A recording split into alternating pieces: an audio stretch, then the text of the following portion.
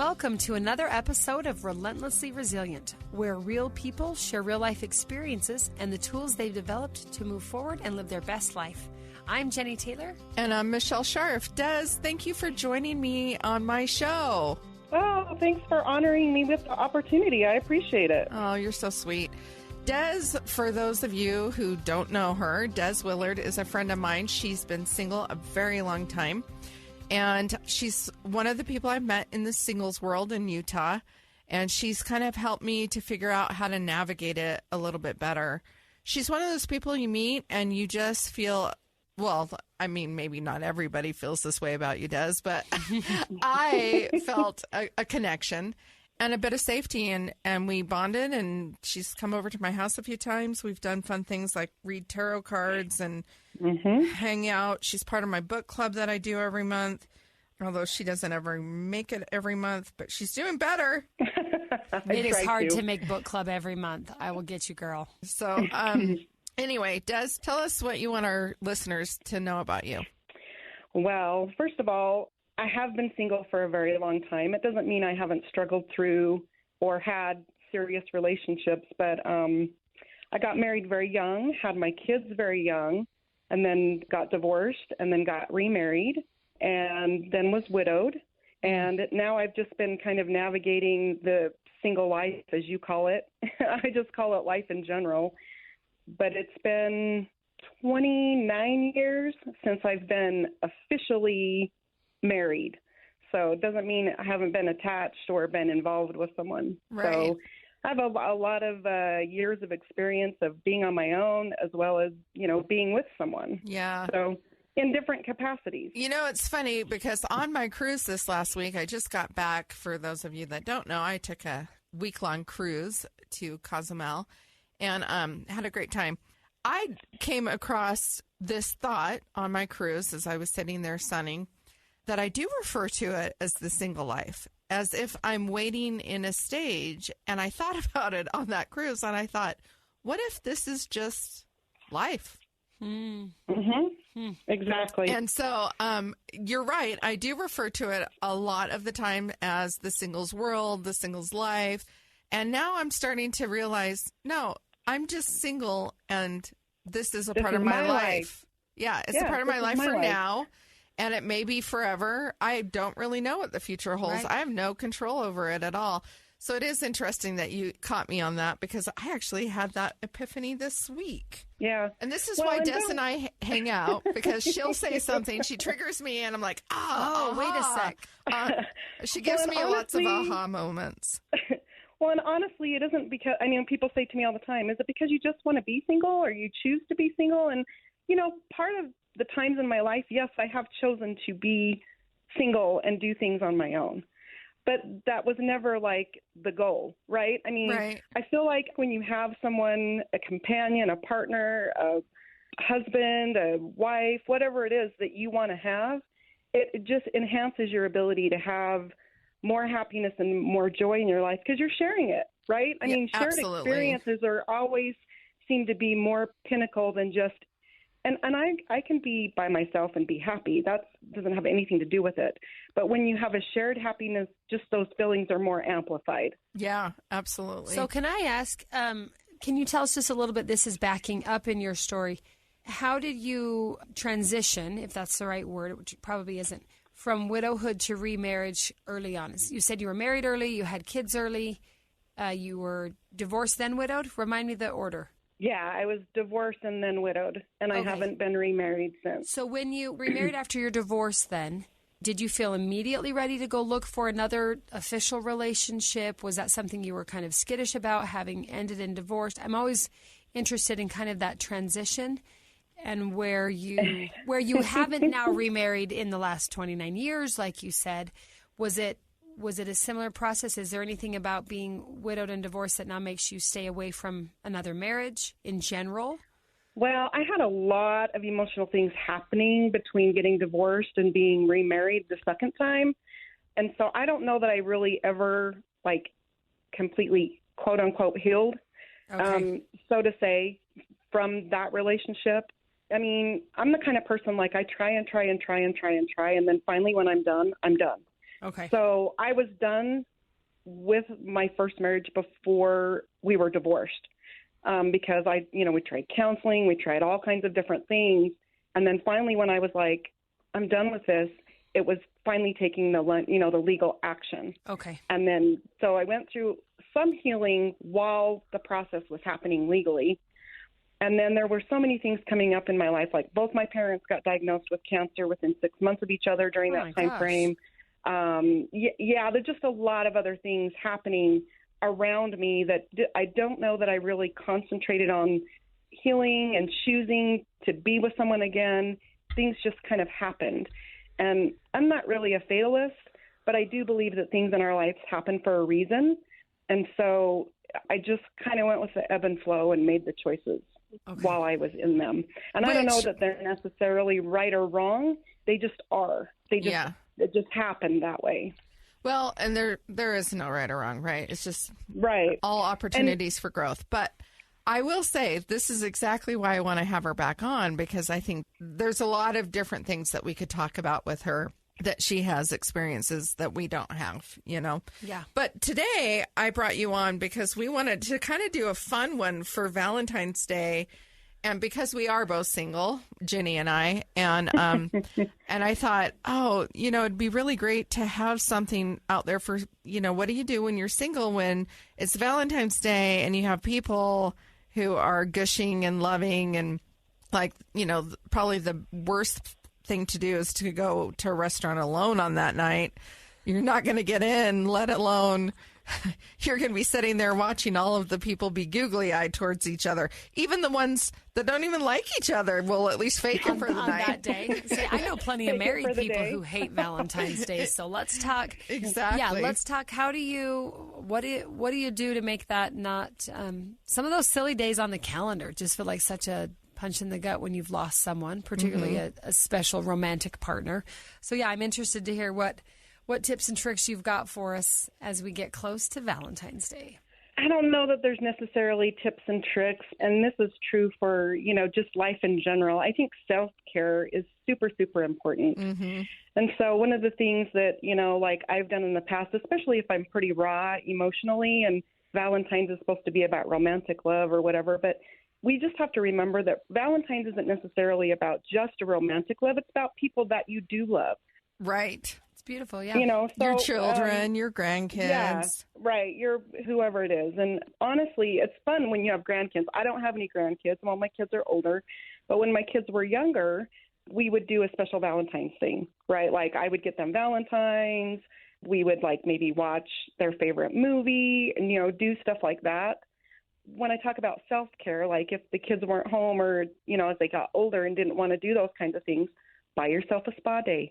You don't have to do it on Valentine's Day. Do something that works for you where you're at. If you want to go out and party, go out and party. If you feel like staying in and doing, the Netflix and chill thing by yourself, great, do it. Have a girlfriend's night out. Have a friend's night out, period. You know what I mean? Yeah, I think one of the tips I might give is to not let the day creep up on you and then be surprised by it, right? Have a plan. You already know it's coming. It is coming, right? And let us warn you. Instead of avoiding it, to be proactive and say, okay, well, I'm not with somebody and I would really like to be, and that's okay. Then it is what it is. And so instead, I'm going to do whatever those things are. You could take yourself out to massage. You better plan that in advance because also those are hard to get into. Well, and like you said, Michelle, you had another friend that said she distracts herself by cleaning on Valentine's Day, and you kind of laughed. I would love to clean my house for Valentine's Day. I would be so happy if, can someone take the kids and I'll just clean my house all day? That would be. But I like your point. Or hire a cleaner. Get your house cleaned. You know what I mean? Don't be surprised by it. Yeah.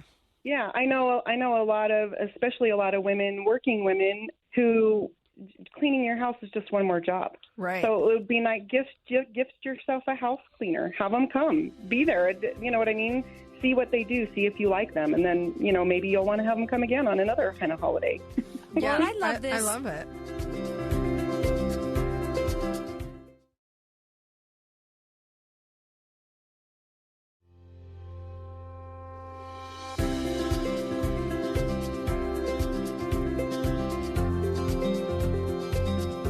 think everything that can apply for a Valentine's Day thing can also apply for some of those special events or personal dates that matter. And Michelle, you just said something that's really resonating with me. Don't be caught off guard by it. Like, for example, I know the anniversary of my husband's death date. I know my wedding anniversary. I know those days are on the calendar. And sometimes life can get so busy that you just get caught up in living every day. And then it's like one of those days will hit you like a Mack truck. I mean, you'll wake up in the morning and your body just knows today's that day. Yeah. Well, what if I were a little more proactive and said, I'm going to anticipate that I might feel like I got hit by a Mack truck that day. Maybe I'll schedule a day where I can just be and just stay home and just do this. Or maybe I'll schedule a day where I have some things that drag me out of bed so I don't just be. And I think it's important to give ourselves, because we're the only ones that can give ourselves that permission to just whatever that is. Yeah. One year, one day it might be I got to stay busy and distract myself. One day I might want to just sit and cry all day. And you know what? Maybe there's a space for that. Not a prolonged space. I think sometimes we worry, well, what's Michelle doing today? What's the other widow doing? What are the other couples? What are my kids' friends' parents doing? What can I do? What's in my court, my sphere of control? And are there those little things? I think I've told this story before. Right before my husband was killed, we were on the phone a couple days before, and he asked me a question that stuck with me. And he simply asked, what are your coping mechanisms?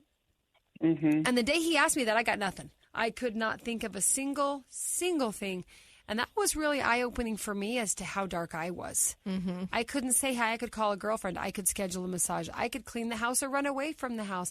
I could go get a drink or a meal or a cookie. I could think of nothing that could help me cope with that day's darkness. And it wasn't even a holiday that day, and my husband was still alive. Yeah. So I'm grateful he asked me that question, because it's caused me to think about, well, you know what? I have coping mechanisms. When I have crappy days, there are things I can do. And maybe sometimes I choose to give in to the crappy day. And sometimes I choose to say, never mind, I'm sick of being crappy days. Let's go, you know? Right. Yeah. But I'm thinking about that. Yeah. Well, and I think it's really good to have at least a few either close family members or friends who can be a really good resource and kind of be able to check in with you.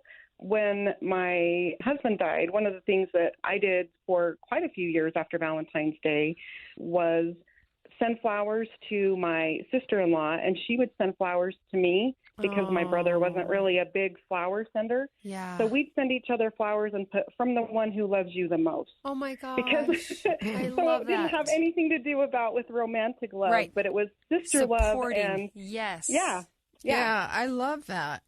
So I have an idea. I mean, something that you could do, Jennie. Let's hear it. So, like, for you, you're a mom, you're busy. What if you took that time? Does it fall on Saturday? I haven't looked at a calendar. It's Tuesday. It's a Tuesday. It's a Tuesday, yeah. So Tuesday, maybe not as fun, but so your kids are going to go off to school. So I'm going to have to readjust this in my head because I was thinking Saturday. But a weekend. I was thinking, like, if it was a weekend, you could, like, have somebody schedule time with the kids, go book yourself a massage, and gather before in advance one of your kids' favorite snacks, each one a different one. That's cute. And put it all in a beautiful arrangement on your countertop. So here's all the snacks. And here's a snack representing each one of you. I love you so much. Plenty for everyone.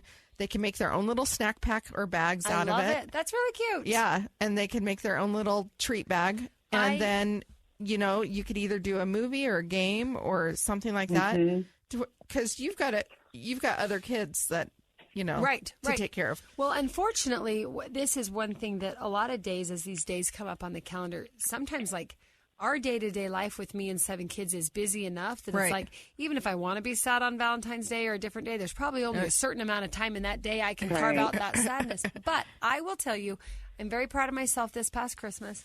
Michelle knows I hate Christmas, and I don't even just hate Christmas because my husband's gone. I kind of always struggle with Christmas, but I was so proud of myself this year before Christmas as it started to come. I thought of some things I would like to have for Christmas, and I bought them for myself. And I gave them to my kids, and they wrapped them, and they gave them to me. And I wasn't bitter about it. I wasn't like, oh, I have to buy my own Christmas. And I wasn't trying to hint around and hope my little kids got the message that this is what I wish I had.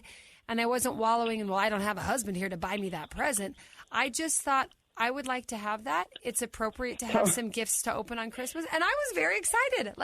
I gave them to my daughter, my oldest. I said, hey, give these to each of the siblings. You can all give me something for Christmas. And I promise I'm not even sad that I picked it out and bought it. So that was a step for me to take. Yeah. I love that. And to treat myself. I did a good job. I love that. I'm very proud of myself. Jennie, I haven't done that yet. I was proud of myself. So, Jennie, I am proud of you, too. I am proud of you, too. So, Jennie, you really hit on something that I've done for years now. And I was going to mention this. Is I usually buy myself gifts for, like, any kind of holiday, even my birthday. Sure. And a lot of times what I'll do, and I got into this funny routine now that my kids are older, and I didn't ever expect them to buy me anything either. So I I would buy my own things, and I even did that this year. And like on Mother's Day, I'll do those kinds of things too. But I will usually text them a picture of what I bought and say, thank you so much for my Mother's Day gift or my Valentine's Day gift or whatever it is. This is how I'm spending your inheritance. And then I send them a picture. With my older kids. It's a joke now with my older kids. I love it. There's going to be that many fewer dollars left when I'm gone. Yeah. Right. No, I love that. I try not to expect anything, but yeah. I do that now for myself. And it's kind of an ongoing joke now. Like, I'll buy my Mother's Day gift and text them. And I did that this year for Christmas, too. My son works for an outdoor retailer, and I love to do things outdoors. And I noticed that they had some Yeti stuff, a Yeti cooler, and some lunch bags and some different stuff. Yeah. And so I actually said to him, he has my credit card number, and so I just said to him, texted him the thing that I wanted him to order. So I said, order these for me. This is my Christmas present. Oh, I love it. And so he ordered them and put them on my credit card. I paid for them, and then when they came in, he brought them to me. So. Well, I love that we're looking at ways to, and whether you've lost a spouse or not, I think we could all benefit from looking for ways to say, what can I control or influence versus what can't I? I mean, I could sit back all day, and I laugh about flowers. My husband was not a flower sender, and I don't know that I was ever really sad about that. I didn't sit around wishing he'd brought me flowers. He just wasn't really a flowers kind of guy. But after he passed away, some friends that I didn't know who it was for the first 3 or 4 years, some friends pulled together some money, and they would send me flowers on several significant days. And I mean, I would kind of laugh and be like, you guys realize I've gotten more flowers since he died than in the 15 years I lived with him. But it was so touching because it showed me that they were aware that that might be a hard day for me. And so one thing maybe we can all, as we're trying to be resilient on our hard days, surely there's somebody else we could help as they're having a hard day. Absolutely. I have a good friend, Mindy Holmgren, who's another of my fellow Army widow friends, and her husband passed away shortly after mine, and he loved Oreos. I mean, the man was passionate about Oreos. I never once met him. I never ate Oreos with him. But now every January when his birthday and his death anniversary roll around, me and my kids, we buy a pack of Oreos, we eat them, we take pictures, I send the pictures to her, and I tell my children, this is in honor of our other family, this other family that also lost their father. And I think for a minute it helps all of us put it into perspective that, oh, you mean I'm not the only one that had this happen to, and I'm not the only person that might be struggling on Valentine's Day or an anniversary or Christmas or a birthday. Like I said, I know married people who hate Valentine's Day. So sometimes we need that self-care, and sometimes we need to say, I got to go do something for somebody else. And that's it's an ebb and a flow, right? There's times when it's appropriate to say, true. I'm focusing inward and I'm getting the heck out of my head because I'm just making myself a basket case. I never loved Valentine's Day for the relationship of my husband and I event like that. There was always so much tension or pressure. It's just like, the pressure. Yeah, it's just like, even like junior high kids feel like they have to have a boyfriend or girlfriend. It's right. So much pressure. Yeah, it's ridiculous. Yeah. But what I did love about it is getting treats for my kids and doing the school things with my kids. Yeah, class party. But like, I never really enjoyed the like romantic obligation part of it. Yeah, and you hit the word obligation. And maybe that's our message for today as we try to look at resilience on holidays or difficult days. Let go of the obligation. Sometimes right? Wouldn't you all say the obligation to feel a certain way or behave a certain way or be past a certain amount of grief because a certain amount of time has gone by? I mean, how silly is all of that obligation? Let's let it go, ladies. Let it go. Yeah.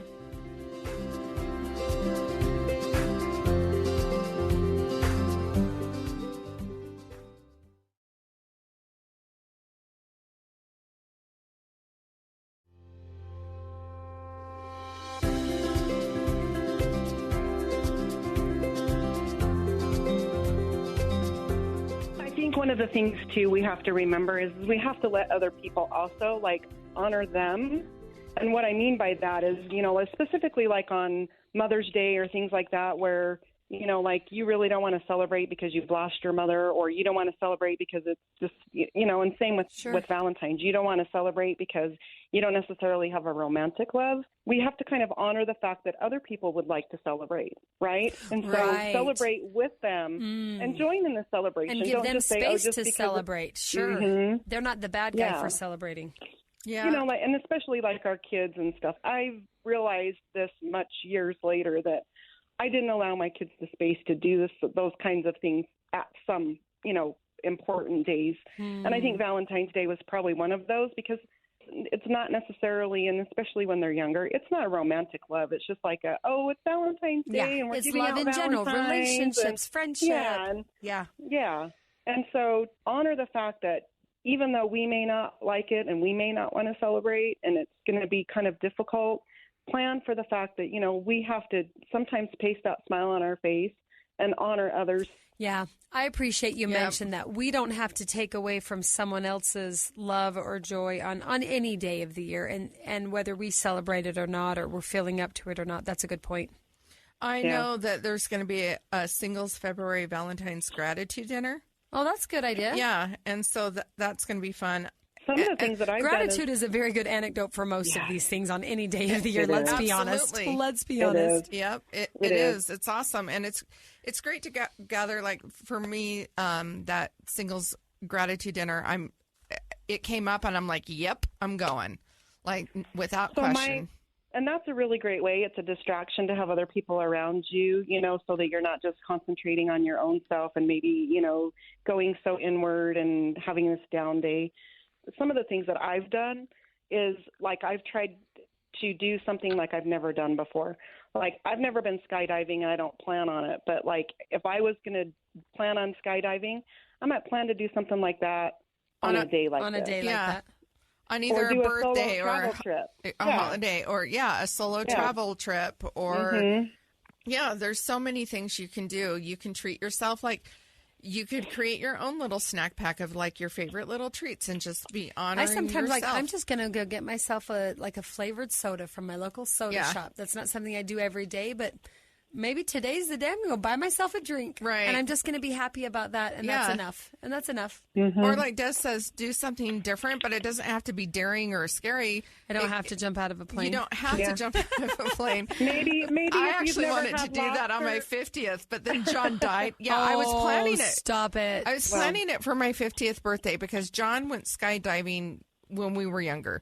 But then I had kids, and I felt a great obligation. Yeah. I told John, when our kids are grown, raising our children, I will do it. And so we planned it for my 50th. But when my 50th came, John had died, and I had just lost him 6 months earlier, and it felt don't really feel like jumping out of a plane. It felt really irresponsible to jump out of a plane. Yeah. Anyway, but other things we could... But you can do other little things, like if you've never had lobster before, maybe go and have lobster. Oh, yeah, like a new menu item. Sure, a new restaurant. Try a new food, or make yourself a dinner. If you do want to eat out on Valentine's Day, try going at like 2 or 3 p.m. That's a pro tip. Too busy at lunch, too busy at dinner, but there's maybe a little bit of a slower time. The better thing about that, too, is that you can order off the afternoon menu, which a lot of restaurants have, and it'll be a little bit cheaper, and it'll just be you, and you know. I'm a pretty cheap date compared to me and 7 kids. Yeah. Well, and the other thing you can do is if you're doing self-love, you can do your own candlelight dinner with yourself. Light the candles, do the elaborate thing, lay it all out, have all the silverware, the wine pairing. Yeah, and then make yourself a list and read out loud to yourself the things you love and appreciate. Things you love, the things and the people. At least have 25 things that you're grateful for. I love that. 25 things.